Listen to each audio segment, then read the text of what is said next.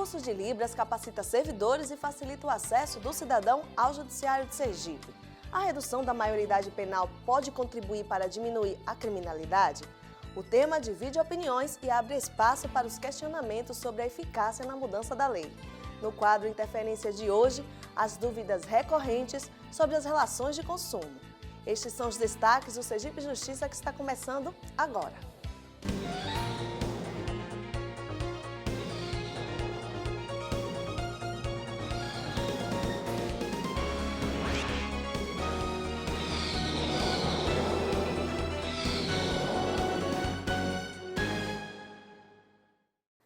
Poucos temas despertam tanta polêmica no cenário nacional quanto a redução da maioridade penal de 18 para 16 anos. Alguns juristas acreditam que a mudança no Estatuto pode abrir brecha para novos entendimentos, não apenas sobre as responsabilidades civis, mas também direitos dos adolescentes, como dirigir, por exemplo. Para o desembargador Edson Ulisses de Mello, a redução configura uma fuga da responsabilização imposta pela Constituição Federal à família, sociedade e Estado. A maioridade penal está prevista na Constituição como cláusula pétrea. Portanto, o fato de eu ser a favor ou contra não altera nada, porque essa proposta de emenda constitucional não vai prosperar. Mas, na verdade, lhe digo logo que sou contra a redução da maioridade penal. E vou dizer por quê. Essa Constituição nossa, ela privilegiou os direitos fundamentais. E você não pode alterar a Constituição para reduzir direitos fundamentais. Você pode alterar para atribuir novos direitos. Por isso que ela não passará numa análise séria na Comissão de Constituição e Justiça. Pode ser até que tenha algum êxito, mas em princípio eu entendo que ela fere um dispositivo da Constituição que diz que a Constituição não pode ser alterada por emenda, é a famosa cláusula pétrea. Portanto, de logo, eu sou contra a redução da maioridade penal por isso.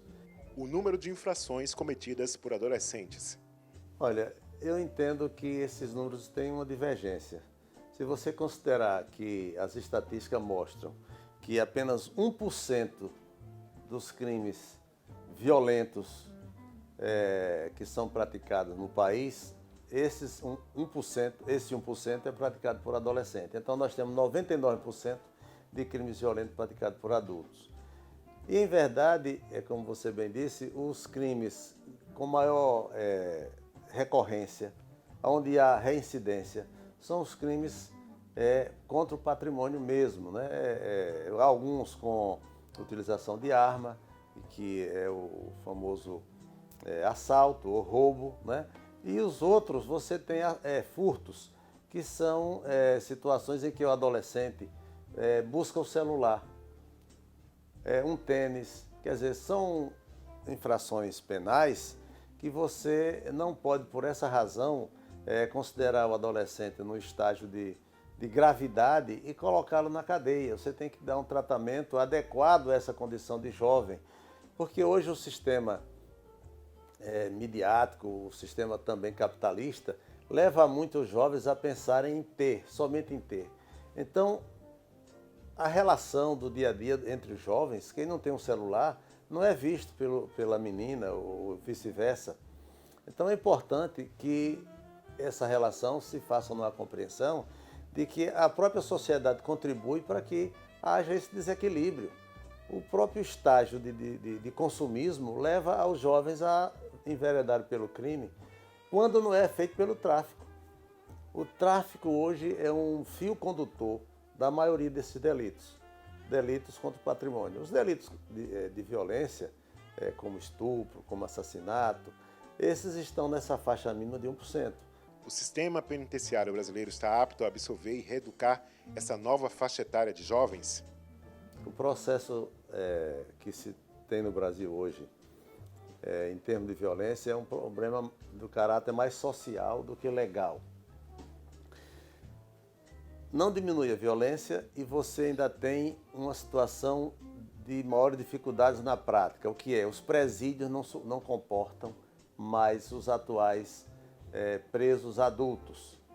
porque nós temos no Brasil hoje uma população de mais de 600 mil presos, em condições terríveis, não se respeita minimamente o direito do cidadão que está em confronto com a lei, não deixa de ser cidadão, porque ele está em confronto com a lei, ele pode, depois, inclusive, no momento de julgamento, hoje ele está sendo apreciado, mas pode não ter sido nem condenado, então ele não perde a cidadania, que só perde a cidadania quando você é condenado. Mas vamos imaginar só em relação aos que estão já com sentença definitiva. Tem mais de 600 mil presos. As cadeias não comportam mais ninguém. Então, como é que se vai aumentar esse contingente populacional de réus presos com sentença definitiva? Como é que se quer aumentar quando não tem mais espaço para colocar nem os atuais condenados? Porque há no Brasil circulando sem condição de se efetivar, sem condição de ser cumprido, o dobro desse número de presos atuais. Então, onde botar, onde acomodar esses presos? Onde acomodar esses jovens que estão, ao meu entender, prematuramente sendo levados a esses presídios, que não são presídios, são verdadeiras masmorras, onde a figura humana é desrespeitada nos seus direitos mínimos de alimentação, de poder dormir, de poder ter um espaço mínimo para ele estar ali naquele ambiente cumprindo a sua pena. A redução da maioridade penal vai contribuir para resolver problemas de segurança pública? Eu conversava com um deputado aqui, sergipano, que apresentou essa proposta, e disse a ele que o Estatuto da Criança e do Adolescente é uma lei que não foi bem divulgada, que não foi dada a conhecer, inclusive das autoridades, porque ele parece que desconhecia que existe a medida restritiva da liberdade do adolescente a partir dos 12 anos. 12 anos é uma idade limite entre o estado de criança e o estado de adolescência. A partir daí, esse adolescente com 12 anos já pode ser recolhido, já pode a um ambiente em que ele está afastado do convívio social, né? E aí o que é que ocorre? Se diz que no Brasil não tem medida restritiva dos direitos do adolescente. Tem. O que se percebe é que não se conhece a lei. E o deputado não conhecia, porque ele falava, inclusive, numa linguagem de minorista.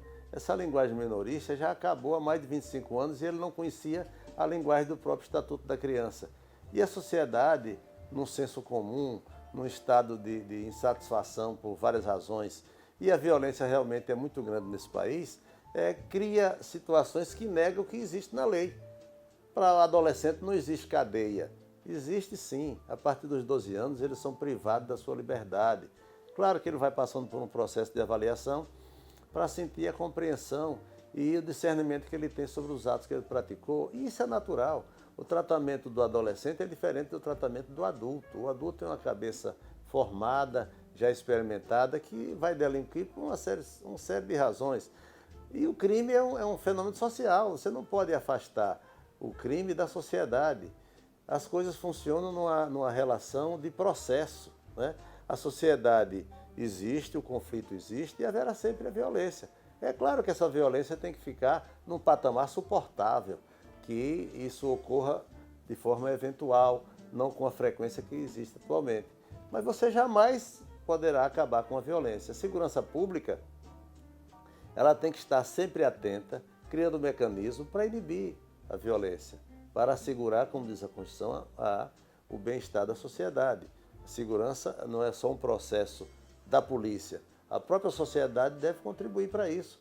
Depois do intervalo, o curso de Libras do Tribunal de Justiça de Sergipe capacita servidores para uma melhor prestação dos serviços públicos à população.